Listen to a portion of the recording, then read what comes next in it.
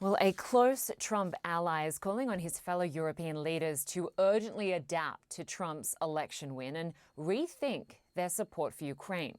Hungarian Prime Minister Viktor Orban hosted an EU summit in Budapest. He suggests that Trump will end US support for Ukraine's fight against Russia and said that Europe cannot finance the war alone. Mr. Orban told state radio that it's obvious Ukraine faces military defeat. Az amerikaiak ki fognak szállni ebből a háborúból. The Americans will quit this war.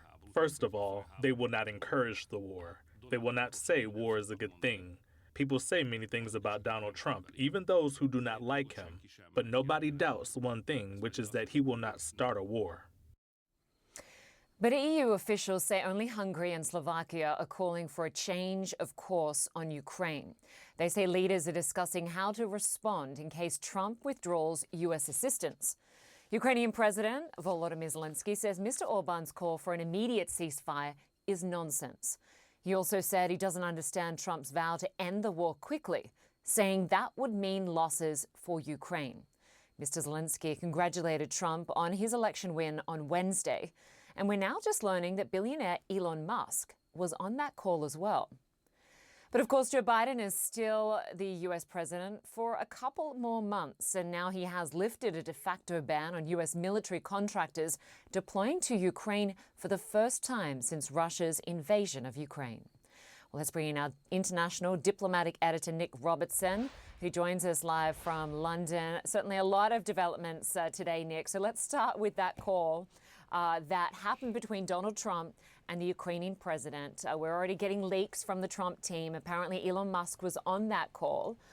Is Elon Musk now working on foreign policy? Why would he be on that call? And what does he have to gain from this? Sure, I think it's more about what Trump has to gain here, and I think it's a matter of signaling to President Zelensky. Look, Elon Musk plays a massive and outsized role in the war in Ukraine. In fact, has been investigated in the United States because of it, because his company SpaceX makes the Starlink satellite communication system, which has been absolutely indispensable to the Ukrainians. In fact, Musk was financing the units and the operating costs so that the army, the military, the Ukrainian military could communicate with itself, could share data about drones from one unit to artillery in another unit, so frontline bunkers could see, get data feeds coming in from drones in other locations, know what the challenges were sort of over the horizon. So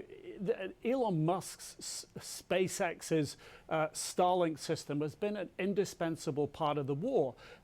We know that the White House, through the Department of Defense, through European allies, have been funneling a massive amount of military support and aid to Ukraine, and they've been trying to sort of Trump-proof that in their words to mitigate against what Donald Trump may do once he gets into office. The concern was, as he said, he would end the war, so you keep the weapons flowing, you get a good supply going.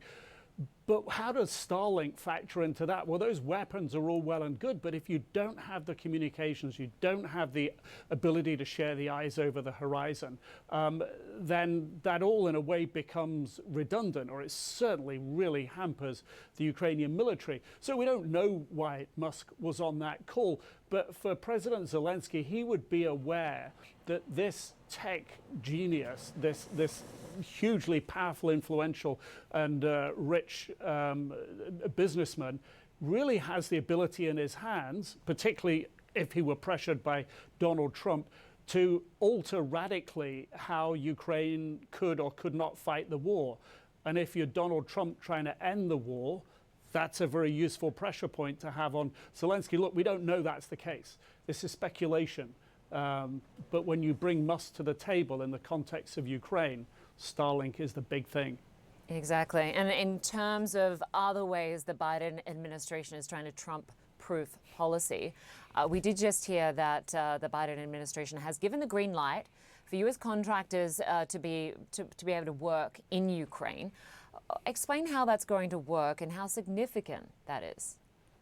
It is significant, and I think there are many in Ukraine, President Zelensky among them, who just wish this happened a whole long time ago. I mean, if you look at what the Ukrainian officials have been asking for in terms of military support, whether it's tanks, sophisticated modern tanks, whether it's the fighter aircraft, the F-16 fighter aircraft to fight in the skies, everything, it always takes so long to come. And this has been a very important piece of the sort of up-arming of Ukraine that they've been denied in a way, the repair of equipment that gets mangled and beaten up in battle. And the quickest way of returning that kit to the front line is to have people and equipment, mechanics, experts in place in country, inside Ukraine to do that. So we're told that the Biden White House took the decision to allow the Pentagon to appoint contractors to go inside of Ukraine to fix things like the Patriot Air missile defense system, which is vital for protecting civilian and military lives inside of Ukraine right now. That decision was taken before the election, but the fact that it's being put into place now, of course, this is good news for Ukraine. But perhaps they would be left feeling that they wished it had come sooner. It's a help, but yeah, maybe too late. And of course, Nick, European leaders are trying to prepare for this new administration and what that will mean for Europe as a whole. What did you make of Viktor Orban's comments that this means essentially Trump and the administration, therefore the US, will withdraw support from Ukraine and lead to a military defeat? Well, we don't know where Viktor Orban gets his information from, but he is quite close to Trump and the people in his orbit. And drying up the funding for the war in Ukraine is certainly something President Trump has talked about, or President-elect Donald Trump, rather, has talked about. And again, that would be a way for controlling and bringing an end to the war, which is something that he said he'll do. But so that puts the emphasis and the burden on the European leaders to come up with additional funds to keep the war going. And at the European Union level, we know that Viktor Orban has actually been a difficulty at those EU meetings, blocking funding going to Ukraine, making it take a lot longer, breaking down the amounts of money into smaller amounts of money, all that sort of thing.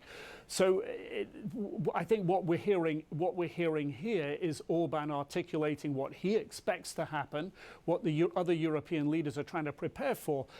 When you look at the statements coming from the European leaders, whether it's Emmanuel Macron, the French president, Alexander De Croo, the Belgian prime minister, or Mark Rutte, the new NATO secretary general, they're all essentially saying, we don't have the money to go it alone. We need the US money, and our pitch is going to be, we can work this out together. Let's do it. I don't think that's the framework with which Donald Trump will be coming into office with, however.